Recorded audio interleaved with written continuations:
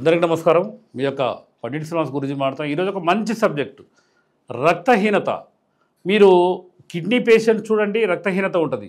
Cancer patient చూడండి, రక్తహీనత ఉంటుంది. జ్వరం వచ్చినా కూడా, ఏదో టైఫాయిడ్ ఏదైనా వచ్చినా కూడా రక్తహీనత.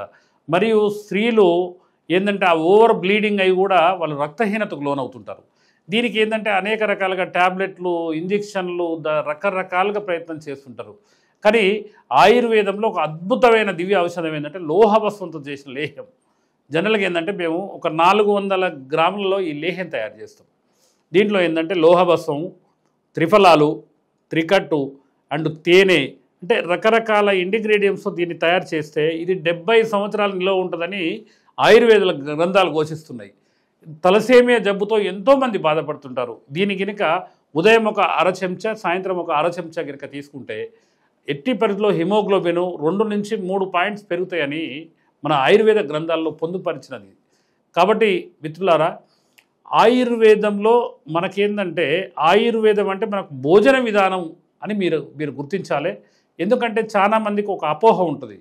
చాలామంది కొంతమంది డాక్టర్లు ఏంటంటే ఆయుర్వేదమా మీరు వాడుతున్నారా జాగ్రత్త అనే కొన్ని సిమ్టమ్స్ కూడా మా దగ్గరకు వచ్చిన, అంటే మా దగ్గర మూలికల కోసం వచ్చే వాళ్ళు చెప్తుంటారు. కాబట్టి ఇవన్నీ తప్పుడు సమాచారం మార్కెట్లో ఉంది.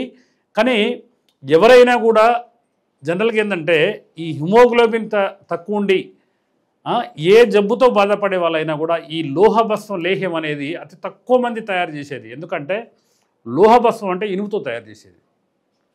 ఆ లోహభస్వాన్ని తయారు చేయాలంటే చాలా ప్రక్రియలు శుద్ధులు చేయాలి.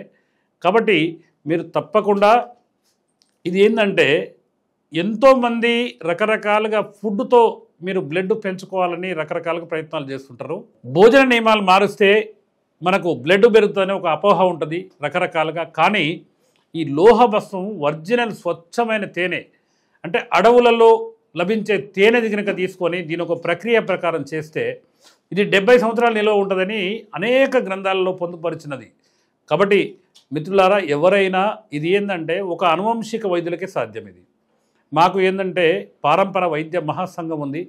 దీంట్లో ఏంటంటే ఎవ్రీ మంత్ కొన్ని రకాలుగా అంటే డిసీజులకు డిస్కషన్ చేసుకొని దాన్ని ఏ విధంగా ముందుకోవాలని అనేక మంది గురువులు వాళ్ళు ఏంటంటే 80 సంవత్సరాలు 90 సంవత్సరాలు జీవించి వాళ్ళు ఒక 70 సంవత్సరాలు వైద్యం చేసి వాళ్ళు అనుభవించి అనేక గ్రంథాల్లో పొందుపరిచిన విద్యని మాకు నేర్పిస్తే వాటిని మేము ముందు తరాలకు ఏంటంటే ఈ విధంగా ఇంగ్రీడియంట్స్ ఈ విధంగా వాడుకోవాలన్న ఉద్దేశంతో మేము చెప్పడం జరుగుతుంది. కాబట్టి మిత్రులారా, ఎవరైనా ఏదైనా జబ్బుతో బాధపడే వాళ్ళు ఉంటే దీన్ని హిమోకు లేహ్యం అంటారు. దీన్ని వాస్తవంగా ఏంటంటే అనేక గ్రంథాల్లో ఉంది.